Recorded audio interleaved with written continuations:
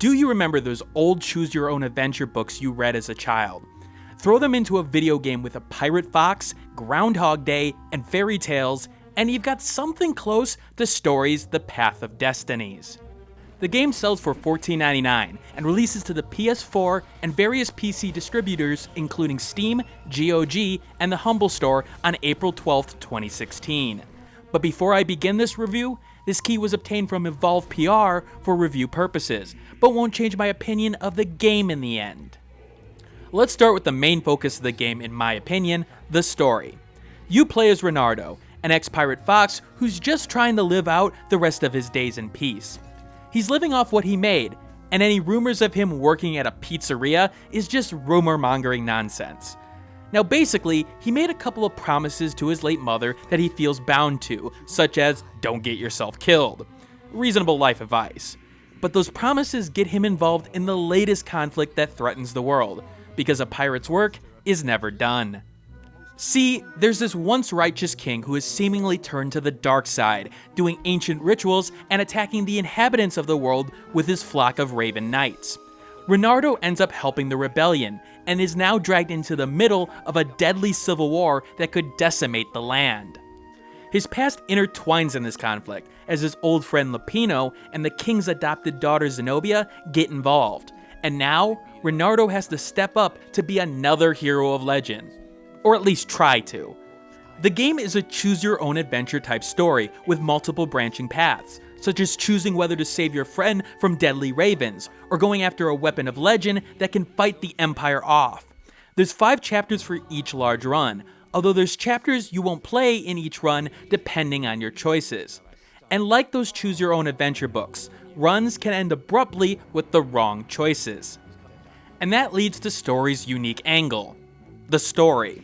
See, each run through the game takes about 30 minutes to an hour, but it's designed to be replayed over and over again. Renardo is basically playing out his own version of Groundhog Day, reliving the events of a time period over and over again. Your first playthrough will lead to failure, but that's predestined. You'll need to learn the truth surrounding this world before you can truly go forward, and to allow the one true path to open up. Now there's a significant amount of endings, and even after you find the true one, the game will help you find the others with a guide. These endings range from hilarious to depressing, and it's backed up by some reasonable overall writing. Now my personal favorite ending? The one where he becomes a monk. It's got a good payoff. If you're the type of player who wants to find every ending in a completionist fashion, well, Stories is going to hit strong with ya and is a score enhancer. Because of all the endings I've found, not one of them have disappointed me in terms of payoff. The story's execution is done well, thanks to the voice acting of the narrator. As you move along in the game, whether it be traditional cutscenes or during the game action, the narrator takes a page out of Bastion's book and tells the story as you play along. The Sky Ripper was a long shot.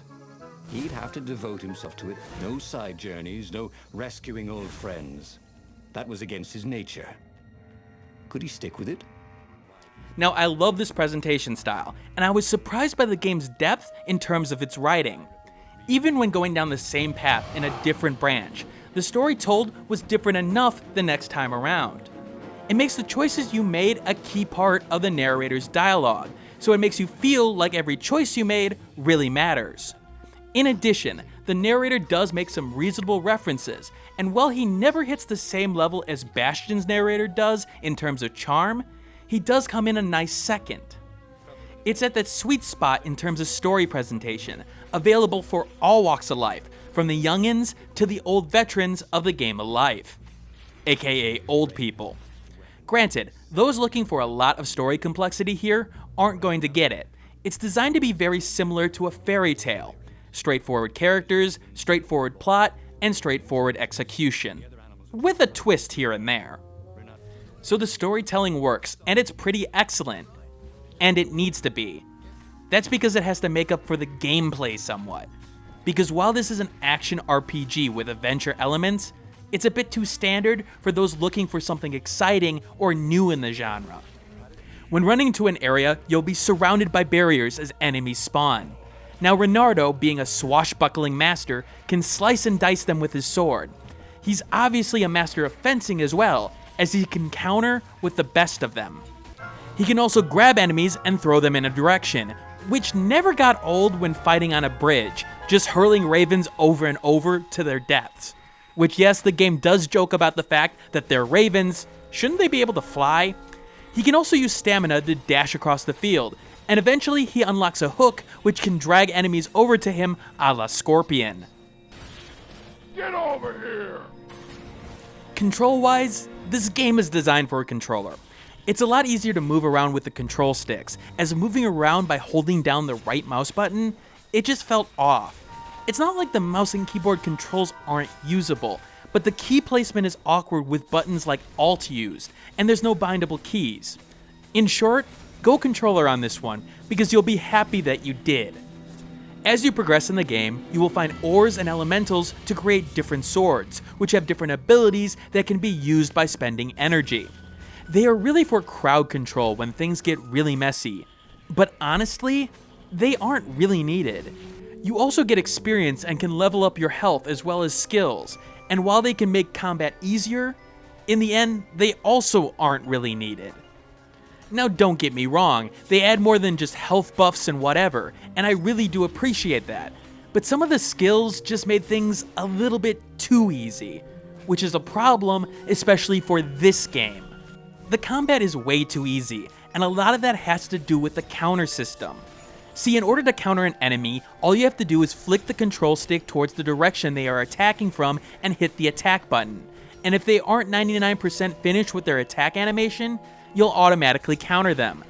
And the major problem here is how easily you can do it, and then how easily you can do it immediately afterward. You can spam the attack button and counter anything that moves rather easily, to the point where it's comical. There's no cooldown, this turns into a button masher rather quickly.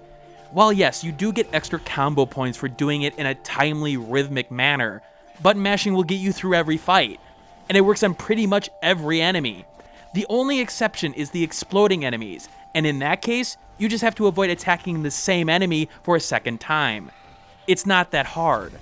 Now, I'm making a big deal of this because I feel like story-wise, the game is really open in terms of the different audiences out there, and I do think there's some solutions to this. A difficulty system would have done well here, and not sword sponges on hard level difficulty, for example.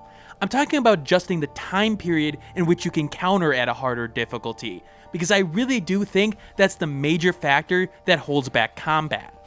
In fact, this is officially an enhancer and a dehancer because it goes both ways. If you're looking for difficult or even mid-level combat, Stories does not deliver at all, it's a button masher. However, with that said, this does make a game for younger kids a little bit more appealing.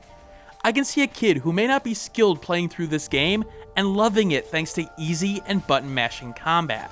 So again, an enhancer and a dehancer. To get to the combat sections, you go through the exploration part of the game, which has you navigating the environment through different branching paths.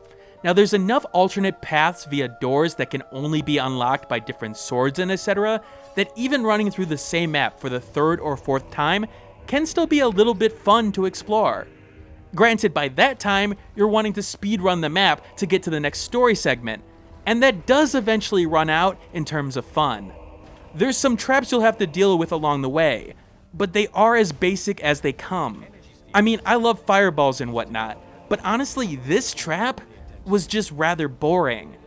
But what actually surprised me was the lack of puzzles. There's one that honestly came to mind here, and that's it. Now that may be deliberate due to the repetitious nature of the story here, but adding a different path to get around it would have been smart, so you could have played with the player a little bit more than you did in these exploration sections. I mean, Renardo's a pirate. Part of his job was to explore the land. Art-wise, the environments aren't anything to overlook, as there is some detail in the engine here, in particular with destructibles and physics elements, which did surprise me when I started knocking things over and it wasn't just a pre-done animation.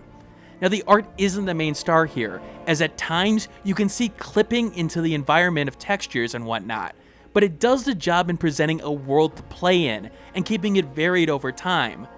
Just don't look too close at these details. Performance-wise, the game is just fine, with really no bad frame rate drops or anything I'd consider to be a major problem. But one thing stood out to me.